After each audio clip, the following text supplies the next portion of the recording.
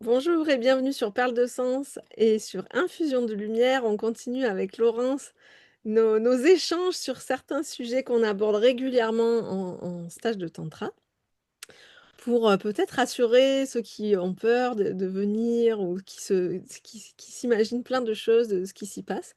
Et aujourd'hui, le sujet qu'on avait envie d'aborder, c'est un sujet bien classique sur lequel j'ai écrit plusieurs articles d'ailleurs, je les mettrai en description.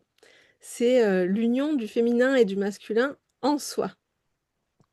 Qu'est-ce que tu aurais à nous dire, toi, Laurence, sur ce sujet-là?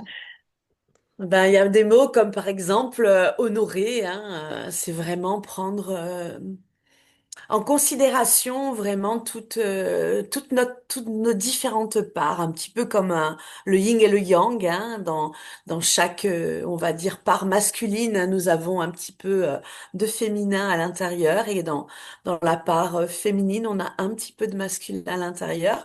Ça a vraiment tout son sens. Euh, c'est vraiment arriver à former un couple avec soi-même. Quand on arrive justement à rééquilibrer, hein, et honorer et reconnaître aussi et trouver cet équilibre à l'intérieur de nous entre notre masculin et féminin. Dans nos stages, en fait, on lors de nos différents ateliers, hein, on va vraiment apprendre à reconnaître et également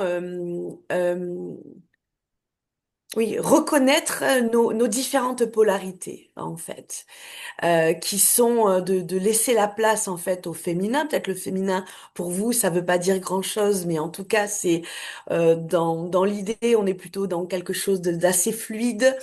Écouter son intuition, apprendre à recevoir, peut-être s'abandonner également dans tout ce qui est plutôt lenteur, hein, dans des mouvements assez lents. Et puis, à côté de ça, on a également donc notre masculin qui est aussi dans quelque chose de plutôt dans l'action. C'est plutôt une force. On va tenir un cadre plutôt sécurisant pour que l'autre puisse justement lâcher et recevoir. Et le yang va être plutôt, le masculin va être plutôt dans quelque chose qui va donner. Voilà. Et ce cadre va pouvoir poser vraiment une sécurité pour celui qui va recevoir.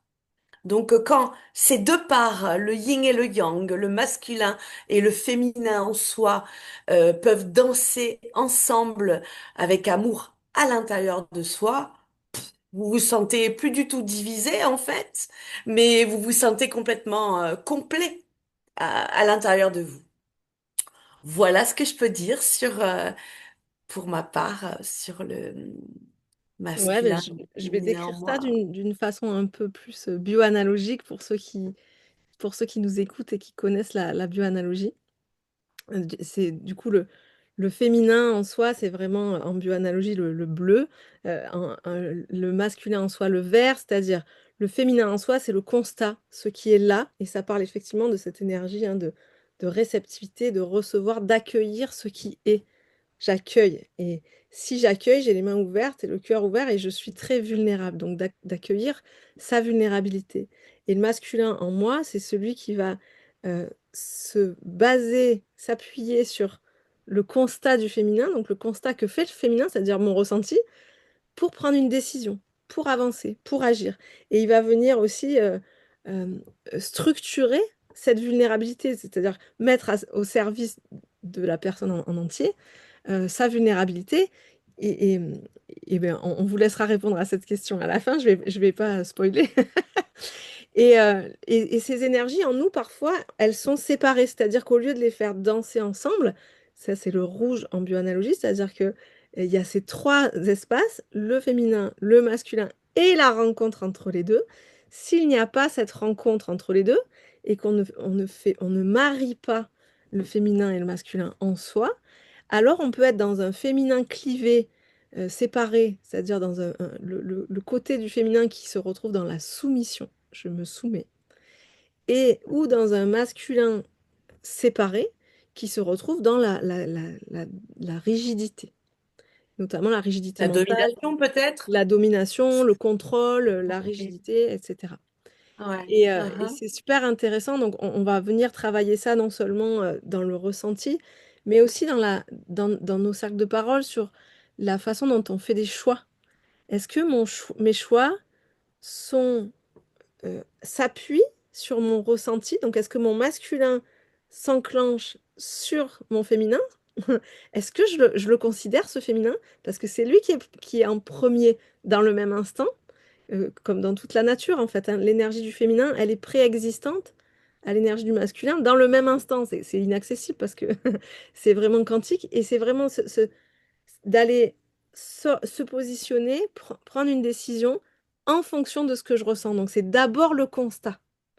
Sinon, je vais prendre une décision par rapport à l'extérieur.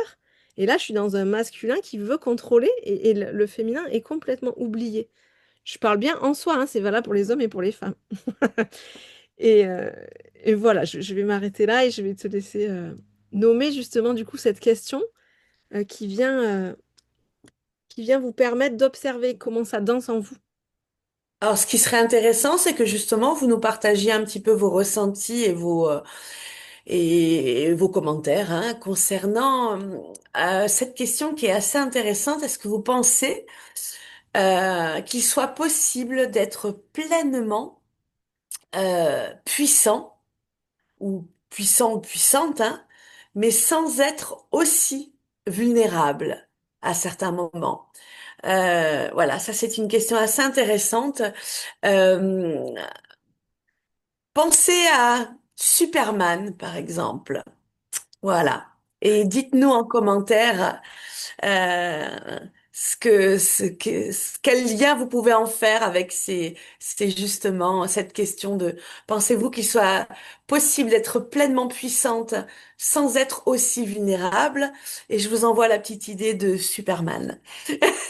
Ok, On ben vous donnera en détail. on attend vos commentaires et puis on se retrouve dans une autre vidéo pour un autre sujet. Merci Laurence. Au revoir, à bientôt.